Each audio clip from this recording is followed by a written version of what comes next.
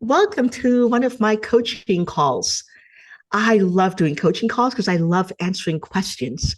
And this entire hour is going to be me answering whatever questions you have. So, who has a question for me? You can put, if you're on the Zoom call, you can put a question in chat. If you're willing to be live on screen, you can like put on your camera and then just raise your hand and ask me a question. Who has a question for me?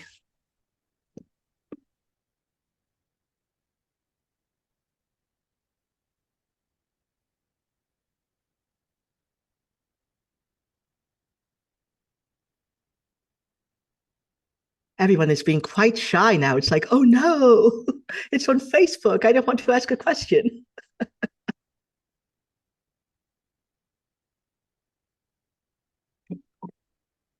And let's see if anything has come into the chat. Nothing yet. So while we're waiting for someone to feel brave enough to ask a question, great, a wonderful question. Thank you. So if you put a question in the chat, just so you know, I'm not going to use your name, not because I don't love acknowledging people, but just so you have privacy. So the question is, can I define what a microaggression is, right? Where it's a coaching call on microaggressions. So what do we mean by microaggressions?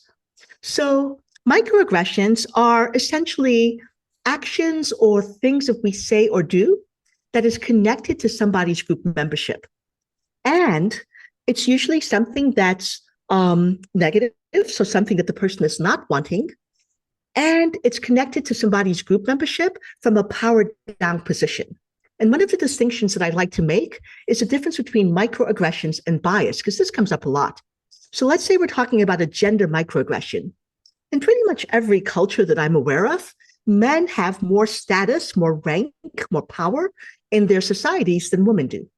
And so if I, as a woman, I might have a bias against men, right?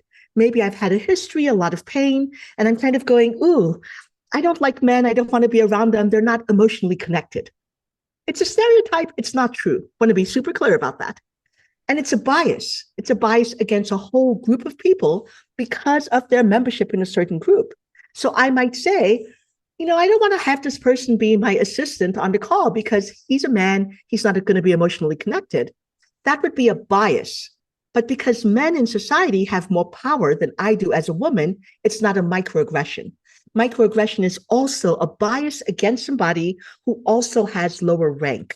And that's a really important distinction that we need to be able to make. So the difference between bias and microaggression has to do with the relative rank in the person.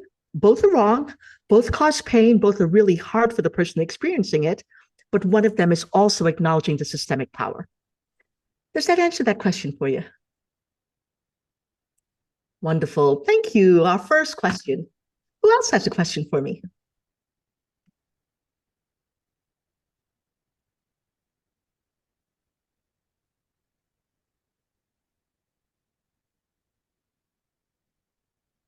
Lots of folks on the call and everyone's being quiet. What are the most common? Oh, I can see that you're talking. Ah, there it is. Now I can hear you. Yes, thank you. Hello, Roxy. What Hi, are the Mati. most common forms of microaggressions? Say that again. What are the most common forms of microaggressions? Oh, I don't know that I would say like that even like the most common forms make sense. There are just so many different kinds of microaggressions, right? And we can have microaggressions for any identity where there's this power difference that I'm talking about. So we can have microaggressions that are related to age, to gender, to religion, to country of origin, nationality, etc. So first, it's just recognizing that power microaggressions that people have, a lot of it is really tied to the stereotypes and the beliefs that we have about that specific group. So, as a Black woman, when I think about the very common microaggressions that I've experienced, they might be related to things like I'm not going to be smart. I'm going to be poor. So if I go into a store, I'm very likely to have somebody ask if I want to see the sales rack, regardless of what I'm there to buy. Um, when I walk into when I'm teaching, I get a lot of appreciation for how intelligent I am. And when I've talked with white folks, they generally don't get that specific form of appreciation. So that's an example of like a belief that, oh, wow, we're so surprised that you're speaking in this way and you're so smart. So a lot of the microaggressions, like what's common, is connected to what are the stereotypes or beliefs about that group in society. And it varies depending on the kind of microaggression that we're talking about. Hmm.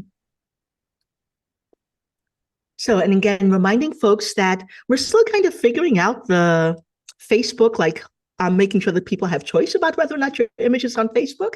So I've just gotten a message that now that I'm speaking with someone, Zoom has made everybody who's on camera visible. So if you don't want your image on Facebook, feel free to turn off your camera, even though it's so enjoyable for me to see faces when I teach.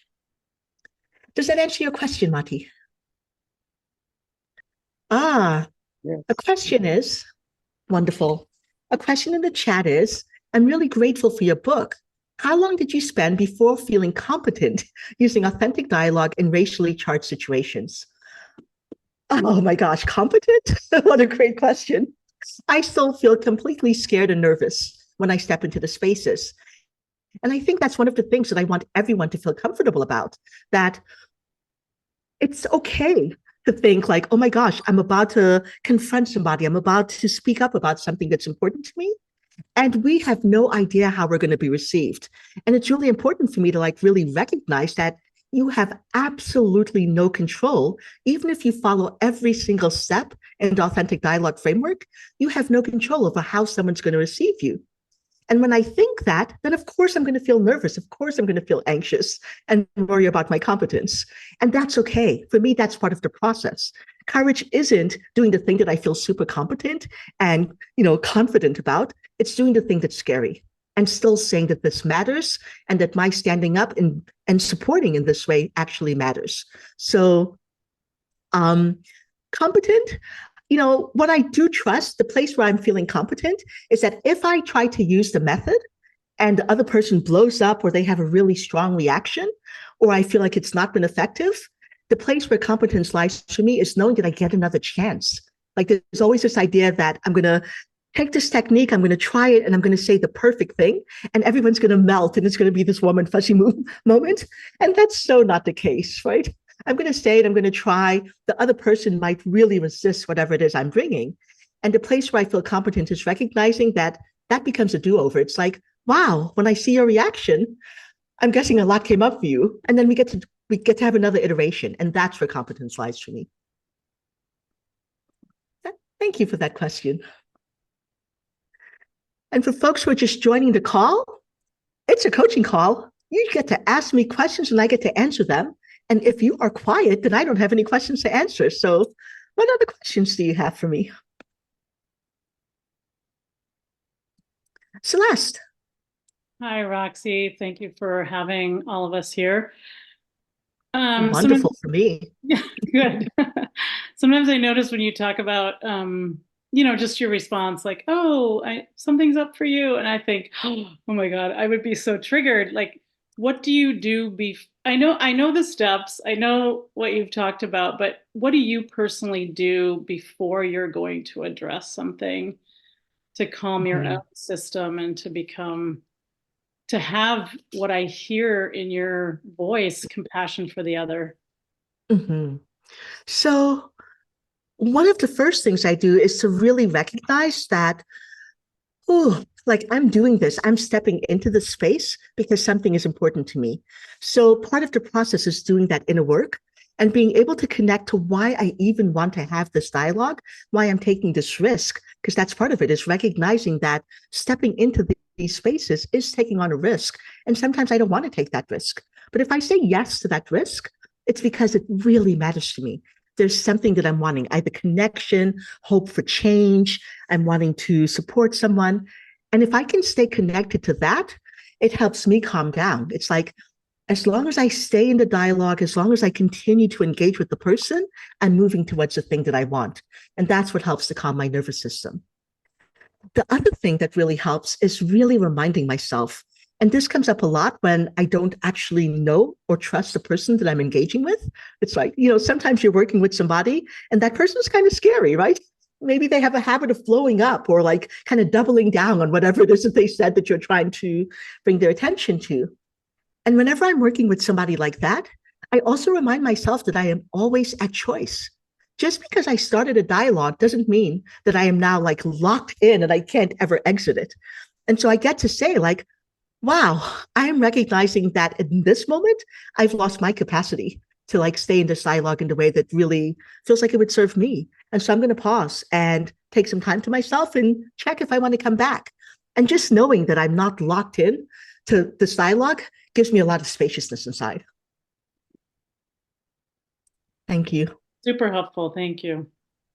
You're welcome. I'm seeing, oh, I'm loving the little hearts from the people who are saying, yes, I'm really appreciating this answer. Yay, I love interaction even though you're off camera. So who's got our next question?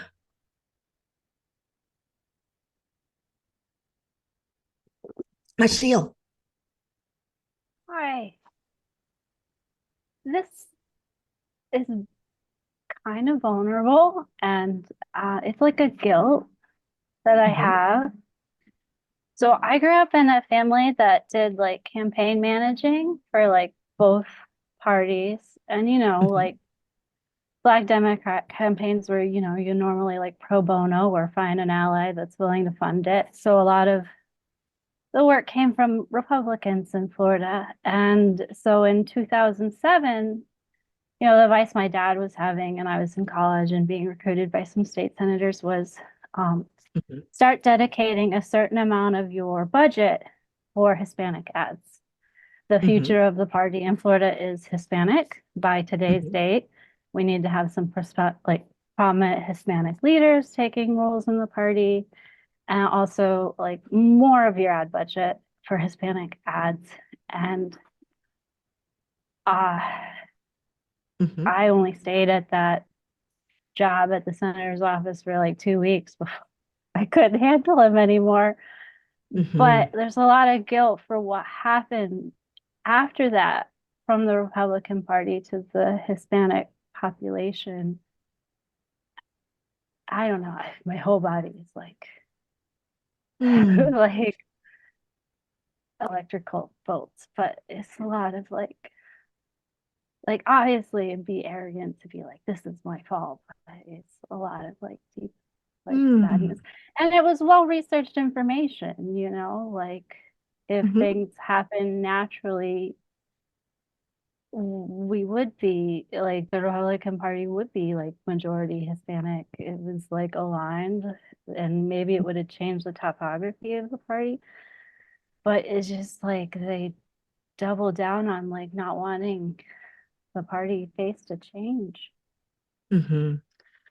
So even apart from like the specific content of what you're bringing, the piece that I'm really tuning into is the amount of guilt you feel, which I'm connecting to like how much you really want to be a voice of change, a force of change, to like actually create more inclusive representative societies, and feeling some real deep mourning that you weren't able to show up in this job in a way that could create that. Am I getting that? Yeah.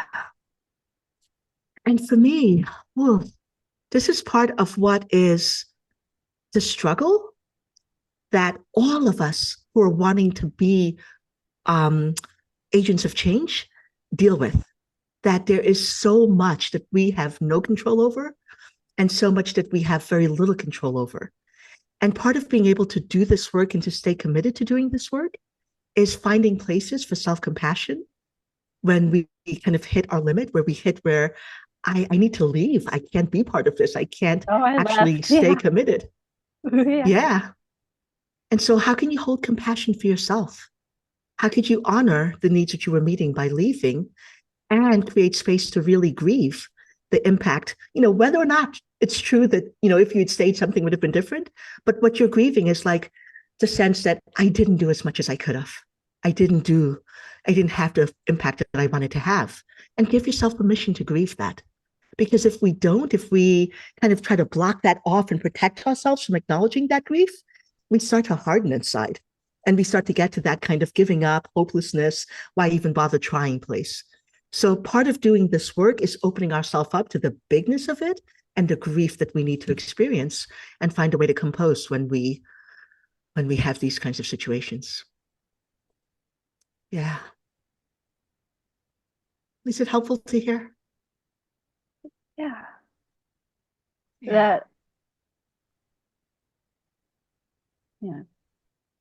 Yeah, I think the grieving is very important. Yeah. Thank you. And we have a question in the chat that I'll read out loud.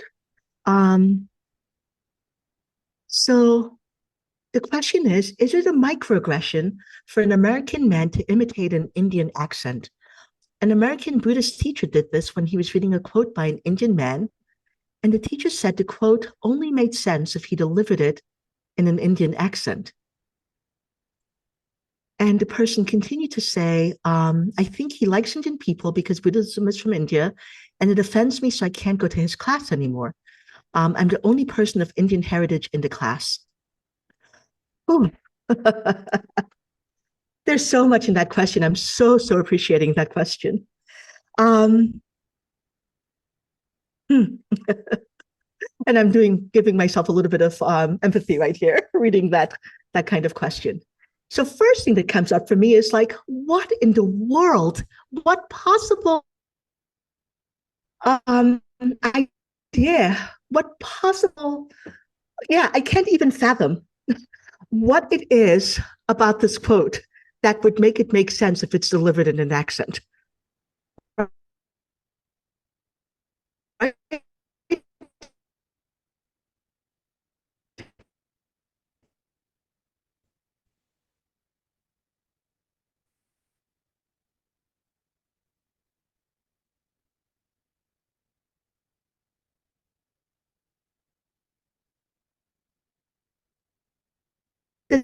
Hey, Roxy, this is Ale. I can't hear you. You might have frozen. I'm wondering if anyone else is having trouble hearing Roxy. Yeah, I see several folks letting us know. If you just bear with Roxy, I'm sure she'll troubleshoot a little bit.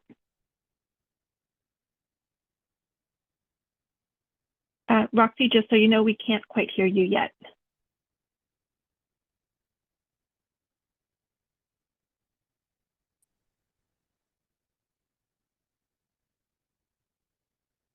And it seems like we lost Roxy, but I'm sure she'll be right back.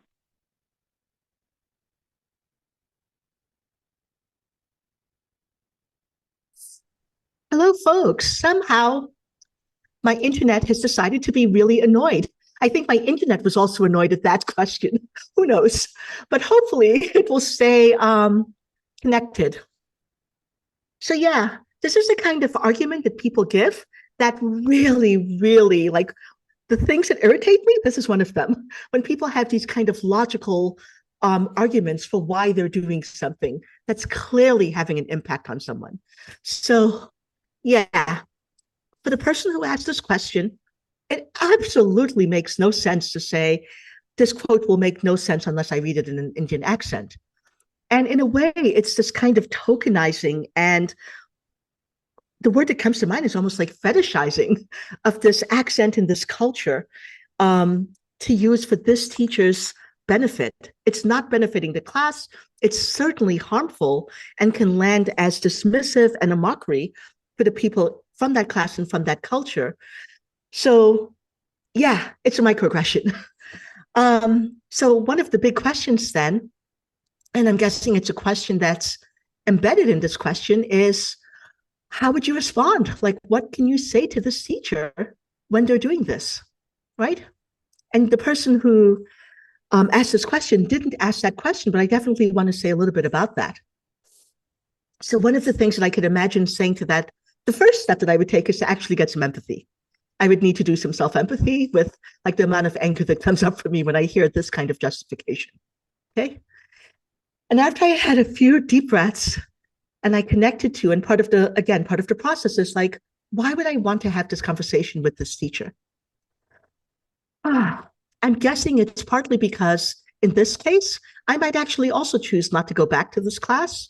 But what I also would want is I would want to have some hope that the teacher gets it and that this kind of harm isn't perpetuated, that the next unsuspecting person who shows up in this class isn't harmed in this way.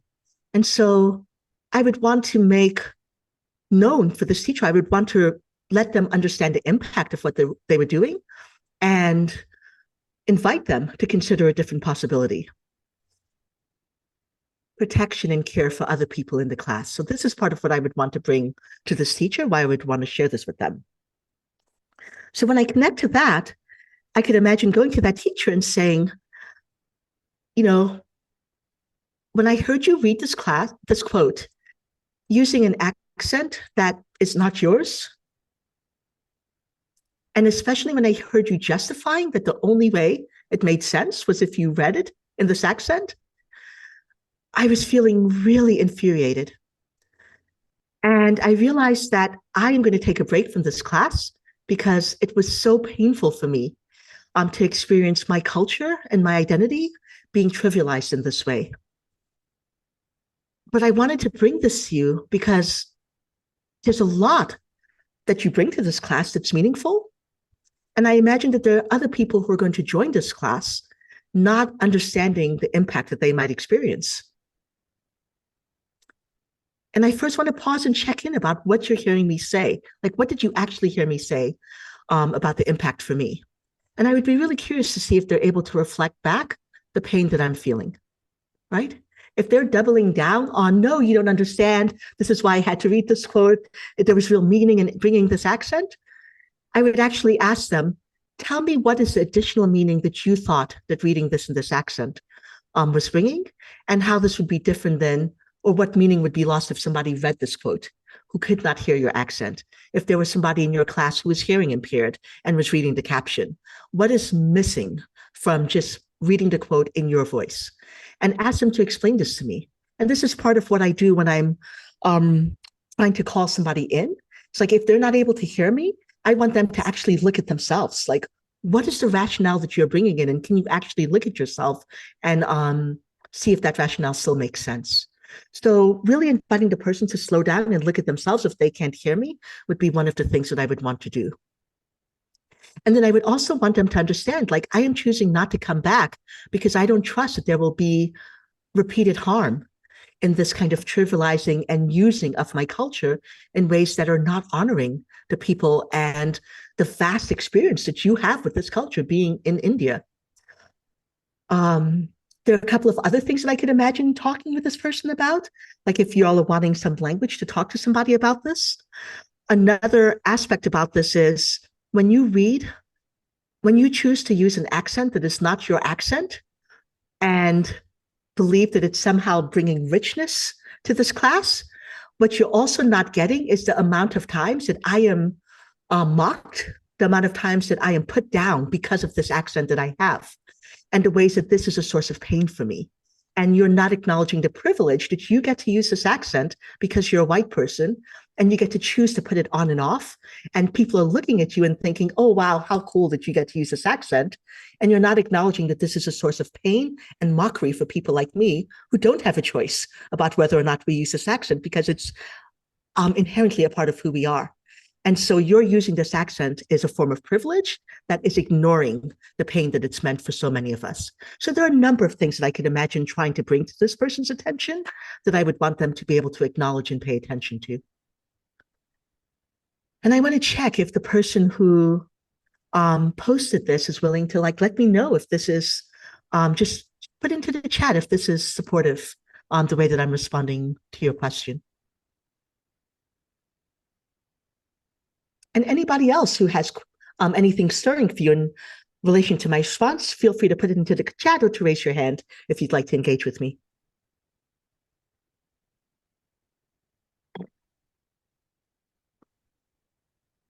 Pausing to give folks a chance to type. And I also want to notice, so those of you who have read the book, I'm glad I'm hearing that it is supportive to the question asker. For those of you who read my book, you'll be aware of this, but many people might not be aware of this, right? One of my lived experiences, so when I think about why I'm having such a strong response to this question, is one of my lived experiences is as a person of who's not from the United States, who had a very strong accent and who went through I was put into speech therapy because my accent wasn't deemed good enough. And, it was a source of like, there's something wrong with the way you speak. And so a whole part of my heritage has been lost because I've been taught to speak in a way that people thought sounded okay. And so when I hear people choosing to put on my accent, to talk about or model something without any understanding of, who gets to use that accent and be thought it's cool, and who gets to have that accent and be thought deficient in some way, it's like a huge source of pain for me. So it's part of that, like, this is part of what I would want to bring to this person's awareness, that there's a whole history of who is privileged and who's not privileged, who's valued and who's not valued in this kind of appropriation. So thank you so much for that question. I want to see if there are any live questions, and then if not, I'm going to go to another question that's in the chat. So anybody who wants to ask a question live?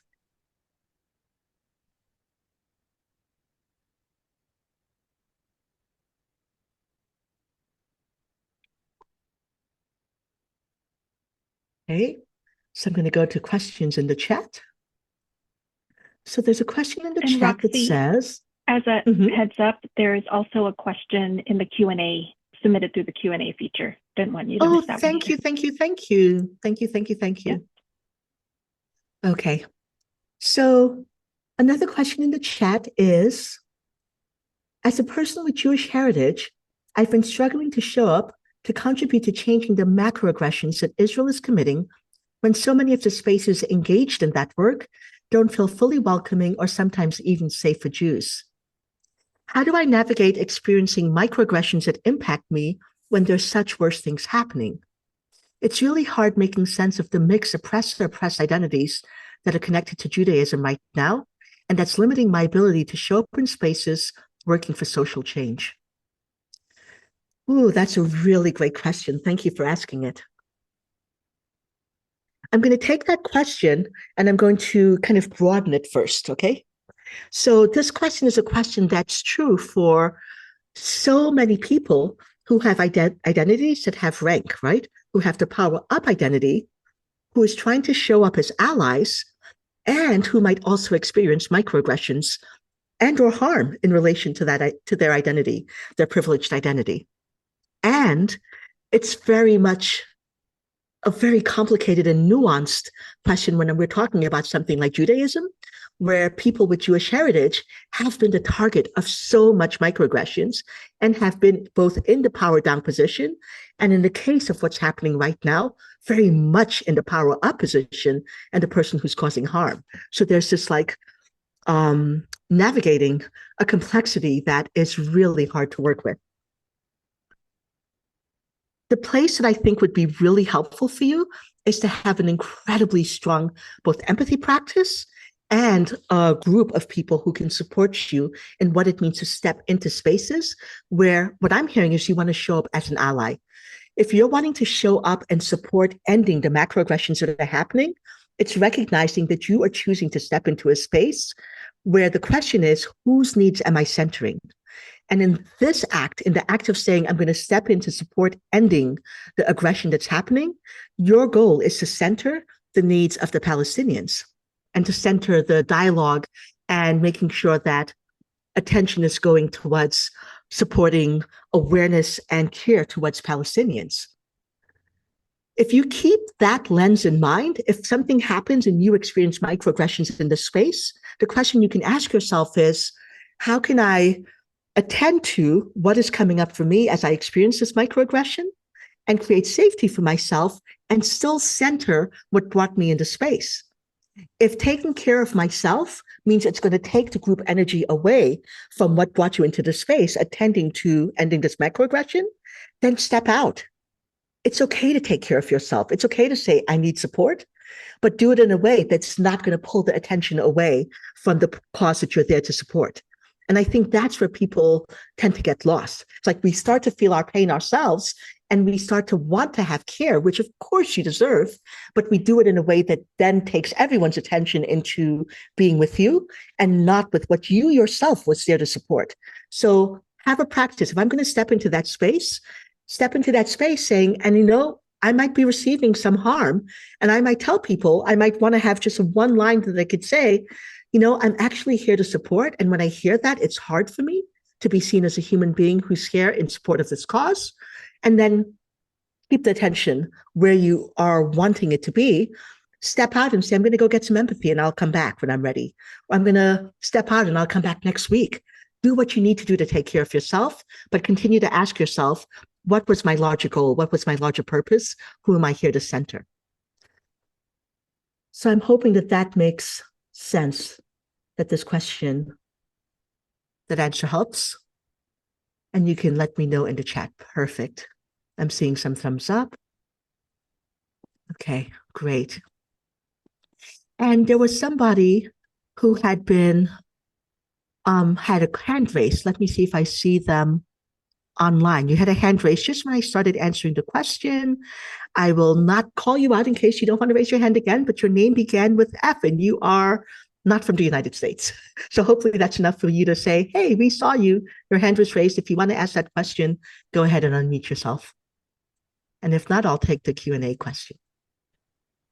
Thank you. Just very briefly, Roxy, I just heard your response to the person asking about accents and impersonating or appropriating an accent in order to sound cool or maybe be hilarious or like a caricature.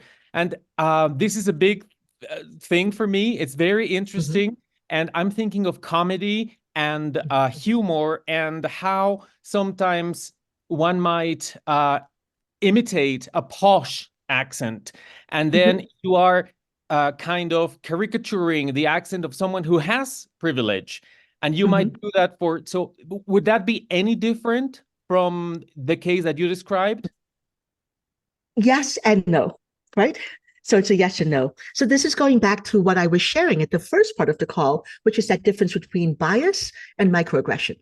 So in my response to that earlier question, one of the things that I was naming was that as a person with an accent, I received harm because of my accent.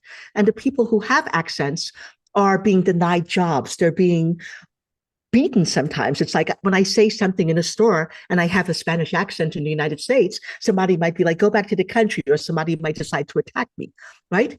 If I have a posh accent, I am not experiencing this level of harm.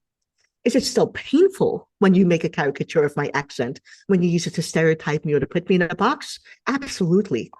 And so I want us to be able to acknowledge and to pay attention to that pain. And there's still a difference in terms of the intensity and the kind of harm that we're talking about and who is benefiting.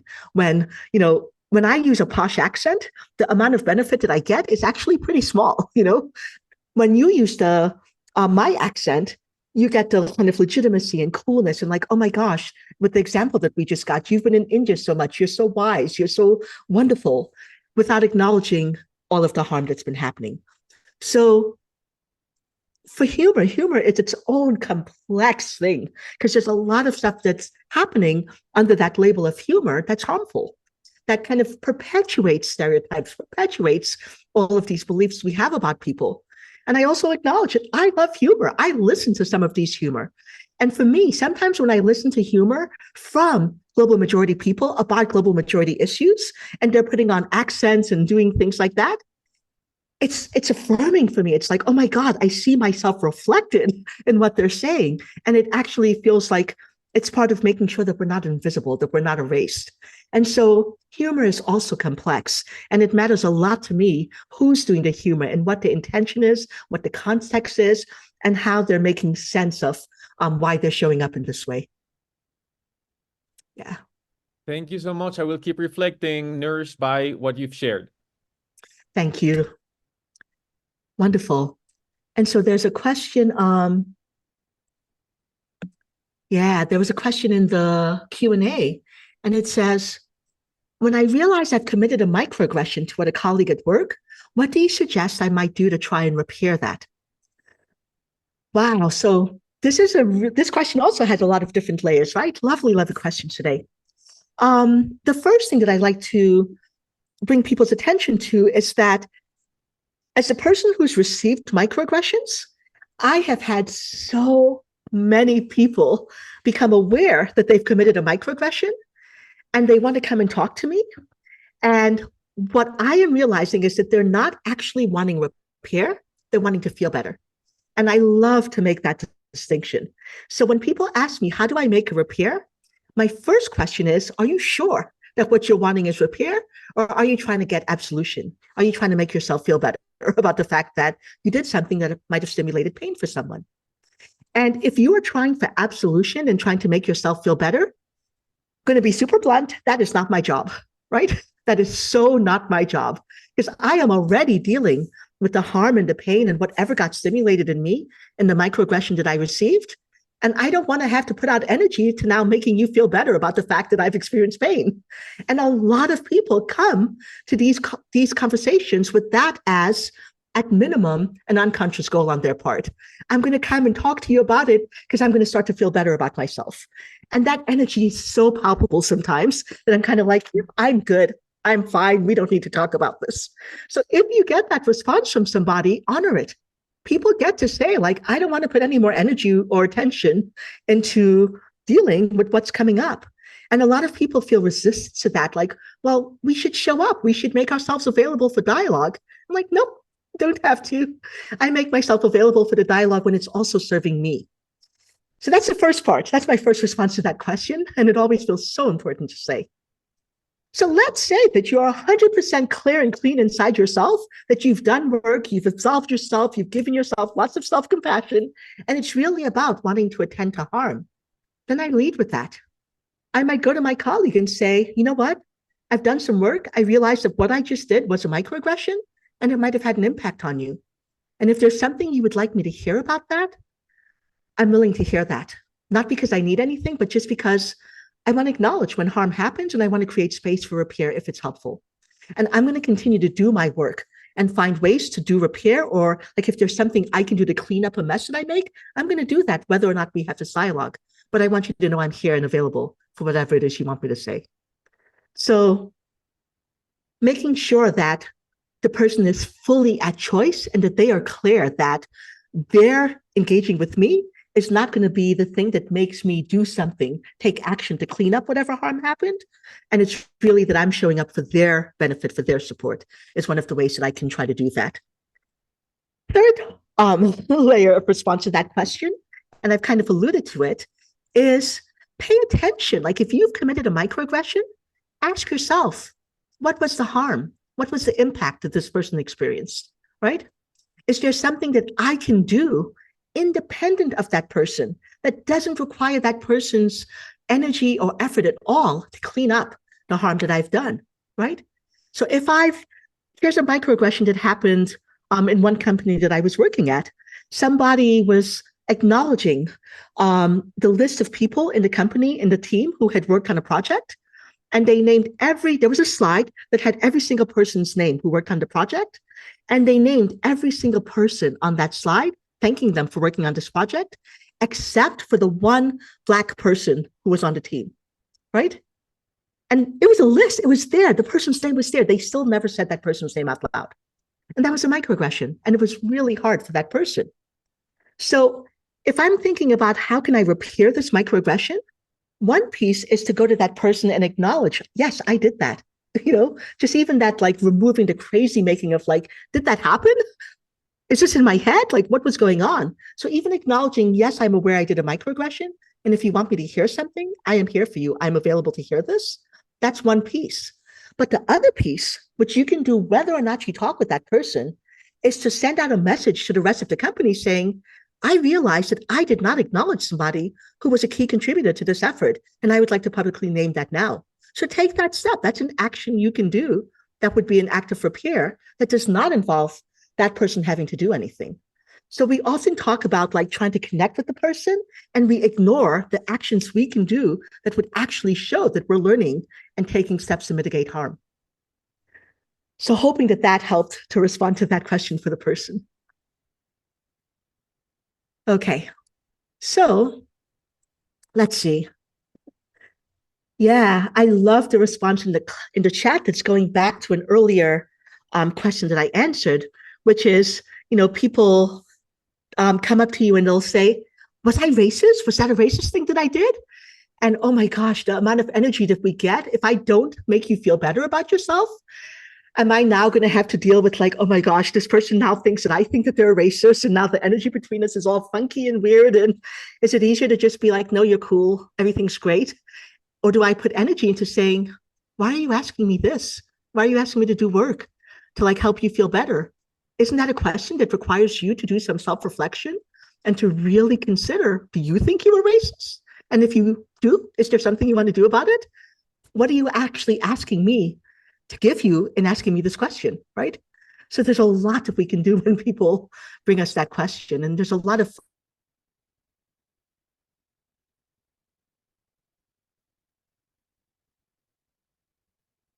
Roxy, it's Ale. You have frozen for us again. I'm not sure if you can hear us. there's another question in the chat. Roxy, you're back, but So while we're we waiting, lost you for a little bit.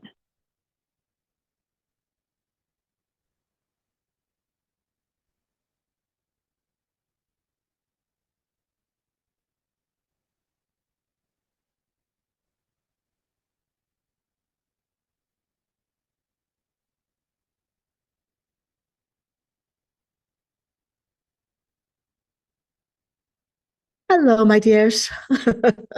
It is so hard when you are used to relying on really high quality internet and to be in a place where it's like it keeps cutting out, like, ah. But I so appreciate your patience with me. So I was actually asking for a thumbs up. Is this meaningful for y'all? Are y'all having fun? Are you learning? Just to give me a sense of connection. Thank you. Great.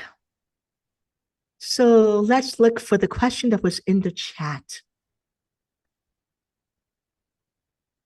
So one question is, do you have any helpful tips for a white person who wants to support members of the global majority, but who doesn't want to advertise it in an offensive way? I'm very excited that someone from the global majority just got hired where I work, and I already feel protective of this person. It's in a field where we need more diversity. So I'd like for this person to have a long career with limited toxicity. I don't expect to do much, but are there easy signals or ideas to share or to share support with this person? Ooh, that's an interesting question. I have to say that as a global majority person who's been in spaces where I've been hired, there's almost nothing that you can do if I don't know you that's going to make me kind of go, ooh, cringe. Okay. Like if you're trying to explicitly be like, hey, I got you. I know that it's really hard being a global majority person, and I just want you to know I'm an ally. I'm like, why in the world do you think I'm going to believe this if I don't know you at all? Right? It's asking me to like trust and in some ways to risk without actually knowing how you're actually going to show up. And for a lot of people, at least even just speaking for myself, one of the most painful experiences I've had and that I've had way too often are the people who really want to show up and want to be allies and are like allies to a point. It's like there's always a question in my head, where's the place where it's too much for them, you know, where they're willing to be an ally, but there's the thing that they don't know, don't see, etc., and they're not an ally. So any kind of asking me to risk, to just trust you based on your word or some signal that you're doing, is not going to actually land for me. I'm going to be just kind of like, does this person even get that is kind of weird? So it's a really hard question. And I'm hoping that I'm answering this in like a super authentic way so that you get what the complexities of this is. What can you do is actually show up. That's the part that I start to like notice the person who's like, you know, when something happens at work and somebody actually intervenes and says, wait a second, like here's a very subtle example. I say something in a meeting and I get zero response. And then somebody else who's white says the exact same thing. And everybody's like, whoa, that's brilliant. The person that I notice is the person who says, wait a second, Roxy just said that. Right? And even just that one comment is like, wow, somebody's actually noticing and tracking these things. And that's the person that I start to think, oh, that's the person who might actually be somebody that I can turn to, somebody who's seeing some of the things that I'm seeing. So for me, it's a lot more like it's about what you do, not about what you say or any kind of signal that you send, and about the risks that you're willing to take on for yourself of speaking up in those moments so that I'm not the only person calling out or paying attention to these things. So curious if that is helpful to the person who asked that question. Yes? Lovely. Actually, I don't know. Give me a thumbs up or put it into the chat. Okay.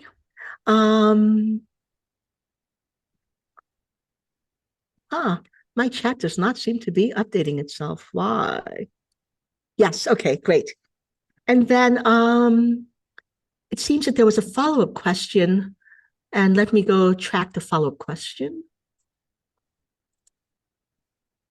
Okay, so the question is around, this is going back to the question that was asked around wanting to show up and as a Jewish person in support of challenging what Israel is doing and experiencing microaggressions connected to your identity, your Jewish identity. And so the follow-up question is, and this is happening in your own home, right? And so if it's happening in my home, where I have an ongoing relationship with people, then it's really about what's my capacity to have this dialogue with the people that I live with being able to say, we are living together, we have a connection, we have an ongoing relationship, and there's something that's coming up for me that's really hard. And part of why I'm struggling to bring it is because I'm so wanting to center this cause that we mutually value and are holding. And I'm realizing that there's some ways in which I've been received and that it's happening over and over and over again because we live together that's making it hard for me to trust that I'm being seen, or that the kind of like unconscious harm that's been directed towards Jewish people isn't being replicated. And I'm wondering if you're open to having this conversation with me. And if I'm assuming that this person who's doing this harm is from, I'm actually curious about the identity of the person who's making these microaggressions, because that would matter in how I would respond in this question. I would have a slightly different way of engaging if the person who's doing this is, for instance, Palestinian versus if this person was white. And so I'm actually wondering if you could put that into the chat. Maybe I'll just talk about both, about the difference myself. If the person is Palestinian, I would actually, if it's very much a question of, are you open to having this conversation? Because if they're not, then part of what I would want to do is to honor that, because there's so much that that person is already holding and tracking. And I would say, okay, if you're not, all I'm wanting to name is that I've been experiencing harm and I am willing to go take care of it in other places and in other spaces with other people. But I'm bringing this to you because authenticity matters to me. And that would be enough for me to bring that to that person and to like have a sense of being seen and holding myself with care. And I would really be working on how can I get ongoing support and care from other people in my circle. If the person is white, depending on how much capacity I have, I would have a conversation about that. I would say something about one of the places that I really struggle with is people who want to be allies and who do it in ways that are about putting down other groups, because it's part of the dividing and conquering that keeps what's happening in place. It's part of what keeps and maintains the systems of oppression that we're fighting against. And I don't know if you've been doing that in relation to me and my identity when we're both trying to support the same thing. And I'd like to talk to you about that and really challenge you to do something different. So I would have like a little bit more of a push if the person is white around wanting to engage with them in conversation and dialogue than I would if the person was Palestinian. I wonder if that's helpful for the person who is asking that question. Yeah. So the person who's doing this is somebody who I'm guessing is of Muslim descent. The person who's asking the question is saying the person has family from one of the neighboring countries and has acknowledged having anti-Israel bias. So if the person is explicitly stating, I have anti-Israel bias, then one of the explorations you get to have is, and this is like being super real, there are many, many, many places where you can put your energy and time into supporting and stopping what's happening that doesn't involve you having to harm yourself. I am not a big fan of us stepping into these spaces and trying to do work that is hugely harming to ourselves unless you are consciously attending to that choice. And this is one of the distinctions we make about voluntary and involuntary harm. I can choose to march in a protest, knowing that I might be pepper sprayed, arrested, lose income, like be killed, right? And I'm choosing voluntary harm because I'm aware of the impact that my presence might have. Go for that. That's all in. That's your choice. You get to make that choice. But if it's around, I'm working with this person in a way where there are many other people who are also doing this exact same thing, self-compassion matters. Find a different place where you can also make the contribution you want to make, where you're not exposing yourself to this ongoing harm. And you can tell the person that I want to support the cause, but I also want to do it in a way that's holding care for myself. And if you are in so much pain about what your family members have experienced in the Middle East that you can't hold me with care, then I want to just agree that we're going to work on this issue separately. And we're both going to commit to we're both really in on trying to stop what's happening, but we don't need to do it in a way that's causing harm between each us. And give yourself permission to do that. Thank you for that question. Okay, let's see if there are other questions coming up. I'm going to check the Q&A. Yep, there might be one in the Q&A. Yes. How do we respond to a subtly derogatory comment that is followed up with, "It was just a joke"? Oh, I didn't mean it, right? So, yeah, there are a number of challenges with that one. The easiest one to say is well, it's just a joke if it's not part of your identity and it's not something that you've experienced over and over and over again. Or this is the kind of joke that has empowered the kind of harm that I've experienced when this is happening. Or it wasn't funny to me, right? Bottom line, it was a joke, but I didn't find it funny. It actually brought up a lot of pain. Are you willing to hear that? So just really name it. Okay. I see your hand, Marcia, and I'm going to take the one last question in the chat because it's from somebody who hasn't yet asked a question, and then I'll come back to you.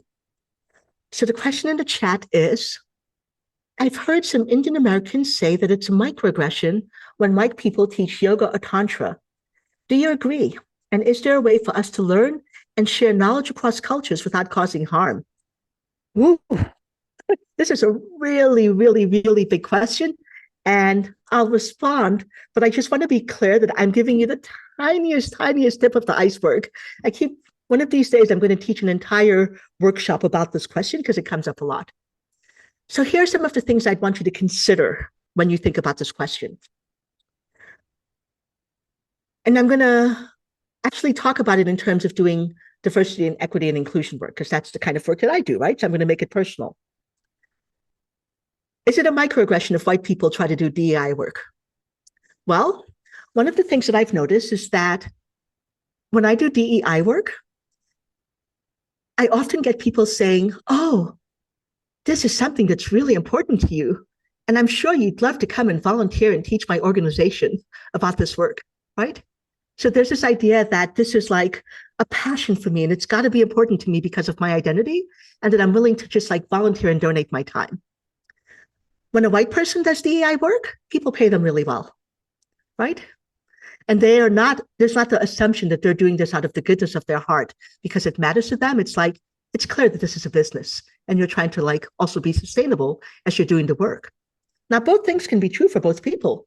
It's absolutely a passion for me. I'm doing this work because I want to change the world and I want to make it better for my kids and everybody who's coming. And I also need to be sustainable. I need to also pay for my kids, right? And so both is true for me, but that's not often seen. And a lot of times when people kind of take knowledge that is not part of their lived experience, I often find that they are somehow seen as more legitimate. They're given more money, more status. People are more willing to pay them to do this work than they're willing to pay the person whose kind of lived experience it is. So one of the questions, I would be really curious to look at the research. When you think about, I was at a retreat and somebody had brought tchotchke, those little gift bags that you get when you go to retreats. And it was this African heritage cloth, right? So it was this cloth material that they got from a community from Africa. And they said, we're supporting the community in that country. And so my question was, where did you actually buy this cloth, right? Because if you bought this cloth from, the store down the street, I guarantee you that the person who made money on this purchase was not the person in Africa, right? They got paid pennies.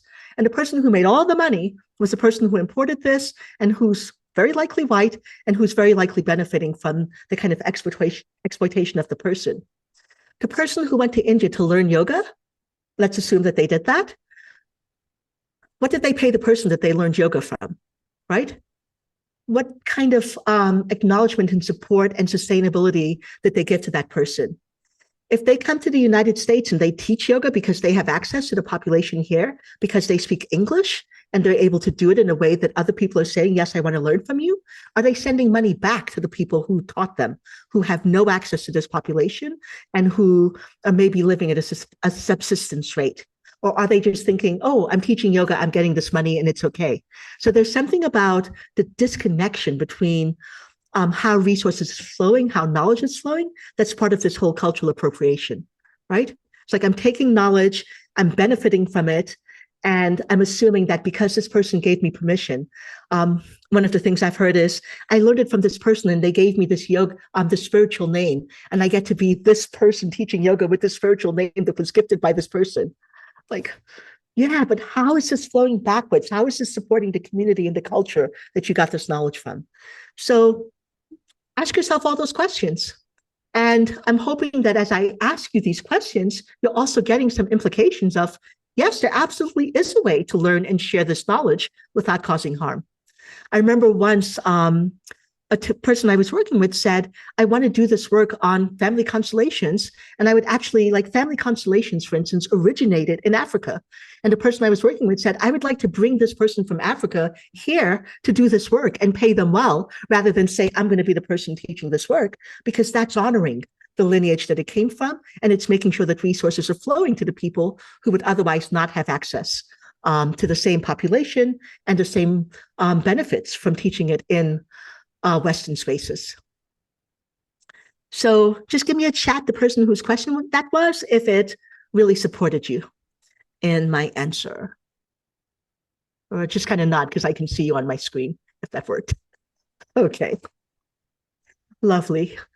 Okay, so I noticed we're nearing the end of the call, so I'm going to do some shameless promotion because it's part of what I need to learn how to do better. And then we'll see if we have time for another question. So shameless promotion. Several of you have referenced my books. Please, please, please buy the books, right? I'm trying to make the books a bestseller and we need like 1,000 copies sold and we don't have that yet. So buy the books if you haven't bought them. If you have bought them, give them to people. And most importantly, leave reviews. We still have less than 20 reviews, and the more people who leave reviews, the more people get to see the books. And then Ale has put into the chat, several people had written to us and said they didn't know about the calls. So we're going to have another free Q&A call on Wednesday, March 6th. So spread the word, share it on your network, have people come to these calls. They are lots of fun for me. I'm going to be doing the Coaching Across Microaggressions class. So if you haven't taken the class, or if you have, you can sign up again, let people know about the class. And one of the things we're really trying to encourage people to do is to register early, because I'm also trying to hold care for like where my energy is going. And if there are not enough people in the class, then I'll cancel it and postpone it to another time. So when people register early, then I know early enough that there's enough people to make it a go. And I like to be super transparent that I have assistants in the class. A lot of my assistants are from the global majority. And one of the things that's really a strong commitment to me is that I pay my assistants living sustainable wages. I do not believe in taking advantage of folks. And so I like to have a certain amount of people registering for the class to make sure that I can do that. And then you can see my upcoming events, in person, out of person, live book talks are coming up on my website. And that link is also in the chat. And thank you for saying the books are great. And yes, go to your local libraries, tell them to get the books and tell them to invite me as a speaker. If you belong to an organization, I love doing local book talks and in-person events. Shameless self-promotion. So thank you all for being here and for the wonderful questions that you asked. There's a question about translations on the books. I'll answer this really quickly before we go. Because the books are done with a traditional publisher, we need another publisher. In order for there to be a translated copy in another language, there needs to be a publisher from that language who's saying, yes, I would like to buy the language rights. So if you know any publishers, open a book that you've read that's on this topic in your language and contact that publisher and say, this is an amazing book. We know people who want it. Would you try to get the rights for that book? And I can give you the information on how to connect with my foreign rights person. Super glad people love the audio version of the book. If you didn't know, it actually exists. And thank you all for being here. See you all next time.